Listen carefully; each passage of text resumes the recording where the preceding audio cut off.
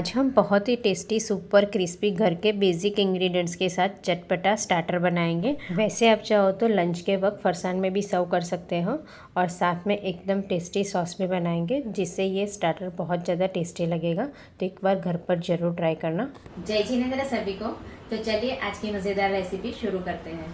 एकदम crispy starter बनाने के लिए पहले हम स्टफिंग बनाएंगे। तो मैंने यहाँ 1/3 कप बारीक कटी हुई कैबेज ली है, 1/4 cup yellow capsicum, 1/4 cup red capsicum और 1/4 कप ग्रीन कैप्सिकम लिया है। साथ में 1/4 कप स्वीट कॉर्न और 1/4 कप फ्रेंच बीन्स, दोनों को मैंने साथ में बॉईल कर लिया है। अब स्टफिंग बनाने के लिए सारी सब्जियों को हम बड़ी प्लेट में ऐड कर लेंगे और साथ में मैंने एक कच्चे केले को बॉईल कर लिया था, जिसे मैंने छिलके निकाल लिया है और मैश भी कर लिया है। तो इसे भी हम ऐड करेंगे, जिससे ये स्टार्टर में अच्छे से बाइंडिंग आएगा।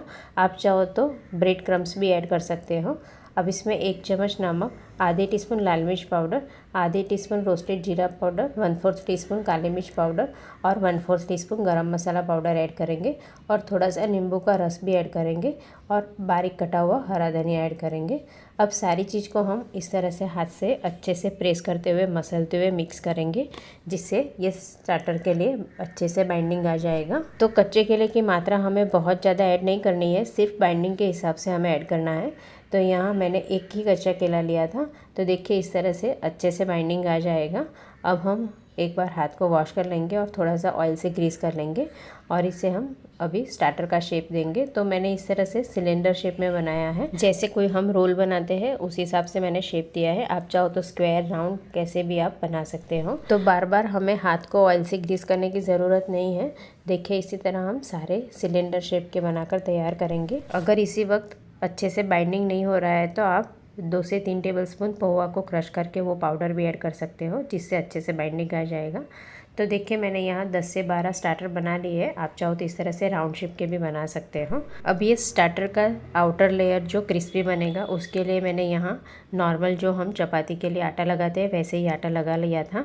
यानी गेहूं के आटे में हमें सिर्फ नमक डालना है, मोयन ऐड करने की ज़रूरत नहीं है। और मीडियम साइज़ की लोई को हम सूखे आटे में रोल करके इसे हम बेल देंगे। तो जैसे हम नॉर्मल चपाती बनाते हैं वैसे ही हमें चपाती बना लेना है। अगर आपके पास बनाई हुई चपाती है तो आप उसका भी यूज़ कर सकते हो।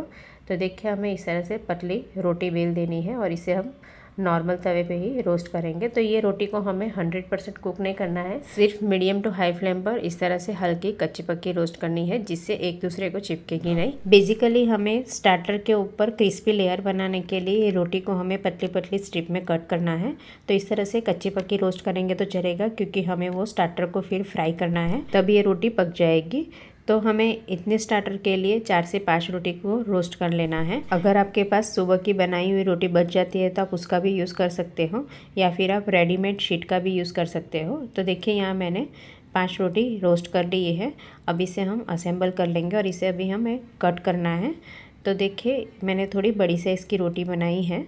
अब सारी रोटी हमें इस तरह से असेंबल करने के बाद बीच में एक कट लगा लेंगे, यानी हमें हाफ़ रोटी कट कर लेनी है और इसे अभी हम रोल करेंगे। और रोल करने के बाद हम नाइफ़ की मदद से पतला पतला कट कर लेंगे, जिससे हमें लंबी लंबी स्ट्रिप मिल जाएगी। अगर बहुत ज़्यादा लंबी स्ट्रिप नहीं चाहिए तो रोटी को 4 भाग में कट करके फिर इस तरह से रोल करके कट करेंगे, तो हमें छोटे छोटे पतली पतली स्ट्रिप मिल जाएगी। तो देखिए हमें इस तरह से रोल को पतली पतली स्ट्रिप में कट कर लेना है। वैसे आप चाहो तो बॉईल किए हुए नूडल्स के ऊपर कॉर्नफ्लोर छिड़क कर आप उसका भी यूज़ कर सकते हो, पर इस तरह से आप गेहूं के आटे की रोटी बनाकर इसका यूज़ करेंगे तो भी ये स्टार्टर बहुत ज़्यादा क्रिस्पी और जल्दी से बन जाता है। तो देखिए हमें इस तरह से ज़्यादा बड़ी लगे तो बीच में हम एक कट कर लेंगे। अब ये हाफ़ पार्ट है, इसे हम 2 पार्ट में डिवाइड कर लेंगे, जिससे हमें बहुत ज़्यादा लंबी स्ट्रिप भी नहीं मिलेगी और एकदम हमें प्रॉपर साइज़ की मिल जाएगी। अब वापस इसे हमें रोल करके इस तरह से कट कर लेना है। तो जब भी कोई गेस्ट आने वाले हो तो आप इस तरह से ये पतली पतली स्ट्रिप पहले से बना कर रख लेंगे, और जो हमने सिलेंडर शेप में स्टफिंग को फोल्ड करके रखा था वैसे भी आप बनाकर रख सकते हो। और फिर स्टफिंग को हम इस तरह से पतली स्ट्रिप से कोट करके फिर आप फ्रीज़ में पहले से बनाकर रख सकते हो। तो जब गेस्ट आए तब हमें सिर्फ फ्राई करना रहेगा, तो जल्दी से ये फ्राई भी हो जाता है। अब इस तरह से स्ट्रिप बनाने के बाद एक स्लरी बनाएंगे। तो मैंने यहाँ 1 से 1.5 टेबलस्पून कॉर्नफ्लोर और 1 चम्मच मैदा लिया है, जिसमें हम थोड़ा सा नमक ऐड करेंगे और थोड़ा थोड़ा पानी ऐड करके मीडियम पतली स्लरी बनाकर तैयार करेंगे। तो ये स्लरी हमें बहुत ज़्यादा गाढ़ी नहीं बनानी है, नहीं तो ये स्टार्टर के ऊपर का लेयर है वो चोई बन जाएगा। तो हमें ध्यान रखना है कि स्लरी इस तरह से हम पतली बनाएंगे। तो देखिए स्लरी बनकर तैयार है। अब जो हमने सिलेंडर शेप का स्टार्टर बनाया था उसे हम स्लरी में डीप करेंगे और फोक की मदद से एक्स्ट्रा स्लरी निकाल लेंगे। और जो हमने ये पतली पतली रोटी को स्ट्रिप में कट किया था उसे हमें अच्छे से कोट कर लेना है। तो देखिए ज़रूरत लगे तो 2 हाथ के बीच में अच्छे से प्रेस करके हम अच्छे से कवर कर लेंगे। तो स्लरी में डीप करने के बाद ये स्ट्रिप के ऊपर हम जब ऐड करेंगे तो ये स्ट्रिप भी हल्की गिल्ली हो जाती है, जिससे आप चाहो वैसे ये अच्छे से कोई भी साइड फोल्ड हो जाती है। तो इस तरह से स्लरी में डीप करने के बाद तुरंत हमें ये स्ट्रिप के ऊपर ऐड करना है और सारी बाजू से हमें ये स्ट्रिप से कोट कर लेंगे, जिससे ये स्टफिंग पूरा कवर हो जाएगा। और जब हम फ्राई करेंगे तो स्टफिंग बिखरेगा भी नहीं और बिल्कुल ऑयली नहीं बनेगा। तो देखिए कहीं कहीं पे स्टफिंग दिख रहा है तो आप दूसरे हाथ से स्ट्रिप रख देंगे और स्टफिंग को अच्छे से कवर कर लेंगे। तो ये जब स्ट्रिप फ्राई होगी तो ये स्टार्टर एकदम क्रिस्पी बनेगा।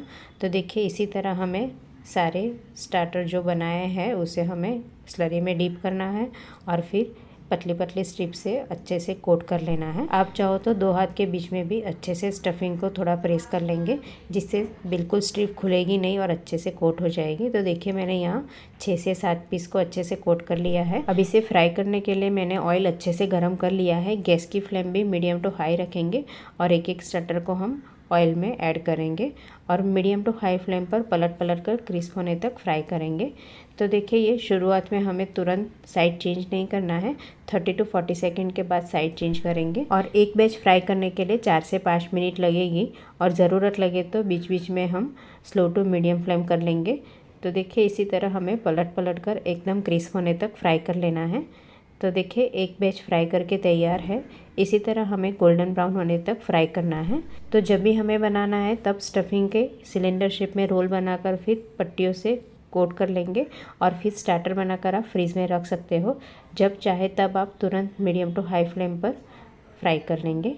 अब हम एक सॉस बनाएंगे। तो पैन में 1 चम्मच ऑयल ऐड करेंगे, आधे टीस्पून हरी मिर्ची की पेस्ट, आधी टीस्पून सौंठ पाउडर और 2 टेबलस्पून बारीक कटी हुई कैबेज और 2 टेबलस्पून बारीक कटा हुआ कैप्सिकम ऐड करेंगे। और दोनों को हम सिर्फ 1 से 1.5 मिनट के लिए मीडियम टू हाई फ्लेम पर हल्का सौते करेंगे।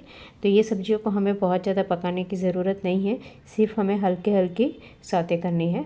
अब इसमें 1 कप पानी ऐड करेंगे और गैस की फ्लेम मीडियम टू हाई कर लेंगे। साथ में इसमें 1/4 टीस्पून नमक ऐड करेंगे और 1/4 टीस्पून काली मिर्च पाउडर, 1 टेबलस्पून टमाटर सॉस और 2 चम्मच सोया सॉस ऐड करेंगे और थोड़ा सा बारीक कटा हुआ हरा धनिया, आधे टीस्पून चीनी और थोड़ा सा नींबू का रस ऐड करेंगे और अच्छे से मिक्स कर लेंगे और 2 से 3 मिनट के लिए उबलने देंगे।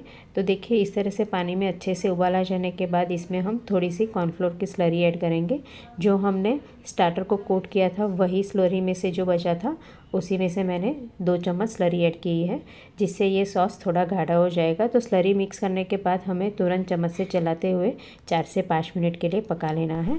तो 4 से 5 मिनट मीडियम फ्लेम पर पकाने से देखिए ये सॉस इस तरह से थोड़ा गाढ़ा हो जाएगा। अब इसे हम गर्मा गर्म सर्विंग प्लेट में सर्व करेंगे। बहुत ही मज़ेदार गर्मा गर्म एकदम टेस्टी चटपटा क्रिस्पी स्टार्टर बनकर तैयार है और घर के बेसिक इंग्रेडिएंट्स के साथ बनाया है, जो सबके लिए बनाना बहुत आसान है। तो आप भी एक बार घर पर ज़रूर ट्राई करना, सभी को बहुत पसंद आएगा। Thank you.